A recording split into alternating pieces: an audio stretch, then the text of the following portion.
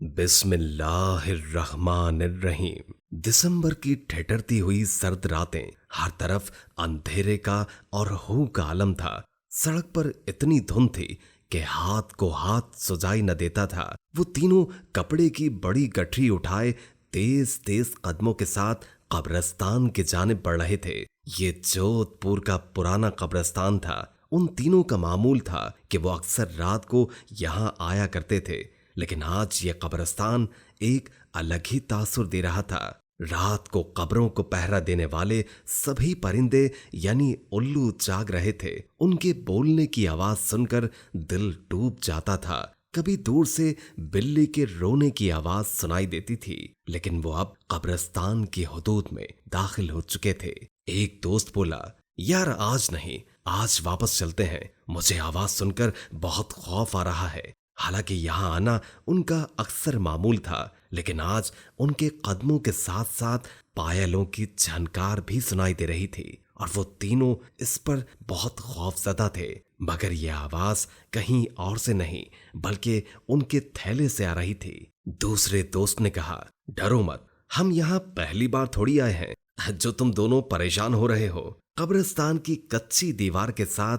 एक कब्र के नजदीक पहुंचकर वो एक आदमी फिर बोला, चलो ये थैला रख दो और बैठ जाओ। दरअसल वो तीनों चोर थे और आज उन्होंने एक सुनार के यहाँ लंबा हाथ मारा था और दो पायलों की आवाज उनके जेवर से आ रही थी जो उन्होंने सुनार के हाथ से चुराए थे। तीसरा दोस्त बिल्कुल खामोश था और बाकी दोनों से जरूरत से ज्यादा खामोश था। काफी देर से जायजा ले रहे थे, लेकिन उन्होंने बिना कोई बात किए काफी देर कयाम किया क्योंकि काफी बूढ़े हो चुके थे। वो बचपन से ही एक साथ चोरी किया करते थे। उनको काफी अरसा बीत चुका था इस हराम पेशे से मुंसलिक हुए, लेकिन आज काफी दिनों के बाद काफी लंबा हाथ लगा। इस सारे माल को कब्रिस्तान में लाते लाते तीनों थक गए। इन तीनों का हमेशा मामूल था कि इसी कब्रिस्तान आकर चोरी किया हुआ माल 3 हिस्सों में तकसीम किया करते थे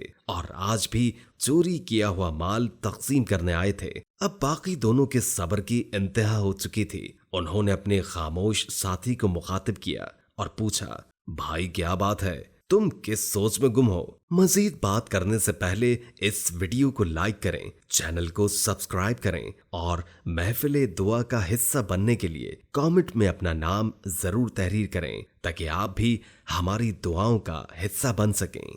वो बोला, तुमने गौर नहीं किया वो बूढ़ा कितने इत्मीनान से सो रहा है। हमने इतना तवील वक्त उसके घर में गुजारा, हमने उसके घर में कितना वक्त चोरी करते गुजार दिया, लेकिन इसे तो जैसे जन्नत के ख्वाब आ रहे थे। गहरी नींद में भी इसके चेहरे पर किस कदर इत्मीनान था। और मजीद हैरत की बात यह है कि वो इतने बड़े बंगले में अकेला रहता है और ना ही कोई पहरेदार और ना ही कोई रखवाला। और सबसे बड़ी इंतहा की बात तो यह है कि उसने किसी तिजोरी पर ताला भी नहीं लगा रखा था। क्या तुम दोनों को इस बात से डर नहीं लगा कि आखिर वो कौन था जो इसके तमाम माल और जान का रखवाला, कि जिसकी मौजूदगी के भरोसे वो इतनी पुरसुकून नींद सो रहा था? पहले साथी ने कहा, हाँ भाई, सोच तो मैं भी रहा था। दरअसल सुनहरी लाल जोधपुर का अमीर कबीर सुनार था। उसकी बहुत बड़ी चांदी और सोने के जेवरात की दुकान थी। न जाने क्यों उसने शादी नहीं की। अब वो काफी बूढ़ा हो चुका था। ना माँ बाप न बहन भाई,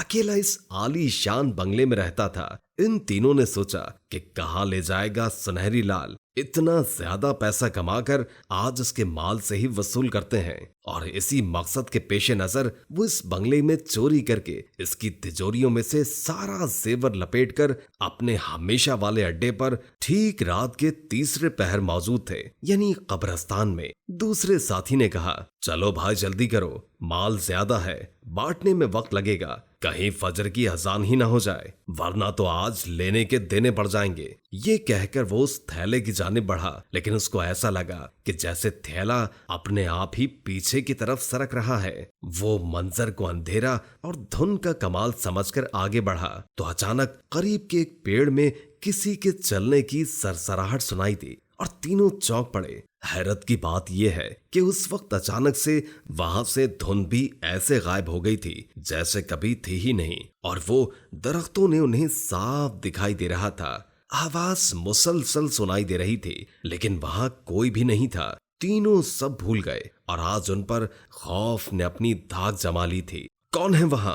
पहले साथी ने डरती हुई आवाज में पूछा। उसके सवाल करते ही वहां से सर्द हवा का झोंका ऐसे आया जैसे किसी ने तवील सांस लेकर उनको अपनी मौजूदगी का जवाब दिया। कोई दिखाई नहीं दे रहा था, लेकिन एक अजीब सी कैफियत थी। ऐसा महसूस हो रहा था जैसे बिल्कुल उनके सामने कोई बैठा हो।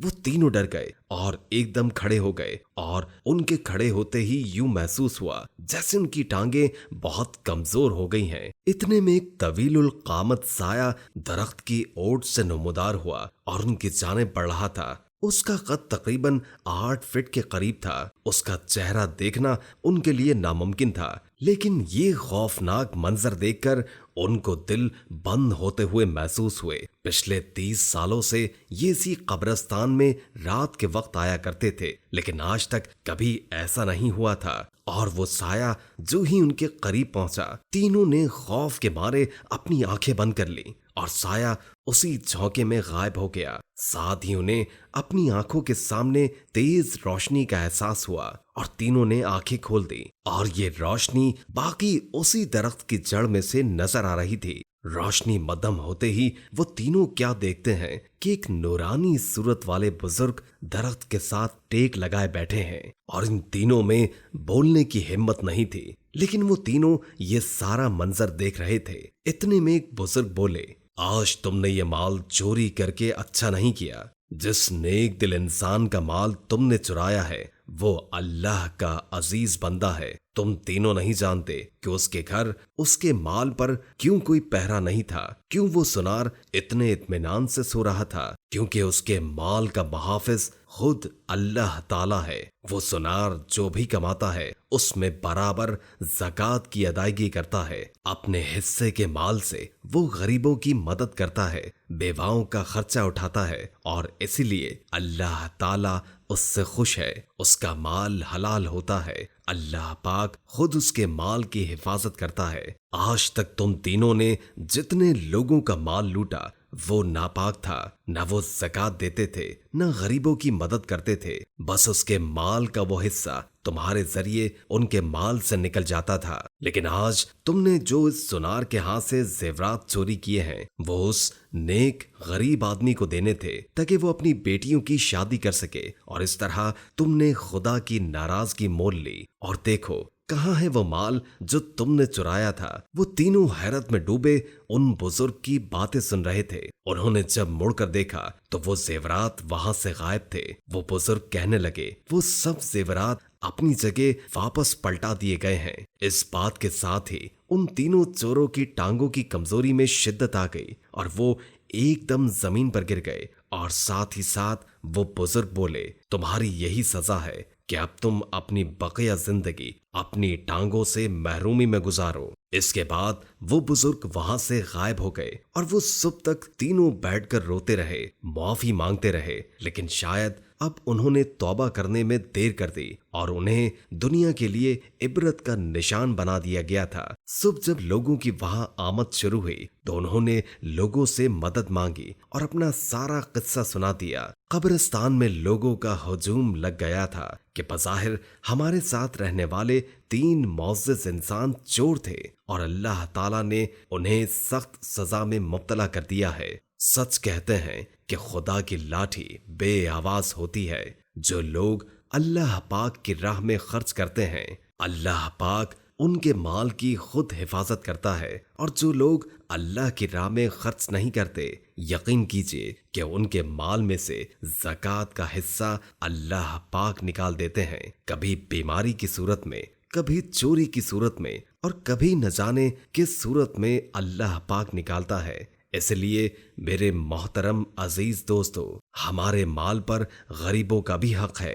ज़कात दीजिए और गरीबों की मदद कीजिए, क्योंकि उनकी निगाहें हमारा रास्ता तकती हैं। हमारी मदद के मुंतजिर हैं। मोहतरम अजीज दोस्तों, खुदारा गरीबों की मदद कीजिए और ज़कात दीजिए। मैं उम्मीद करता हूँ कि मेरी वीडियो आप दोस्तों को ज़रूर पसंद आई होगी, और अगर आपको ये वीडियो पसंद आई हो तो लाइक और शेयर ज़रूर कीजिएगा, और हमारी नई आने वाली वीडियोस के लिए हमारे चैनल को सब्सक्राइब कीजिए और साथ ही बेल के लगे आइकॉन को भी प्रेस कर दें ताकि हमारी नई आने वाली वीडियोस की अपडेट बर वक्त आप तक पहुंच सके।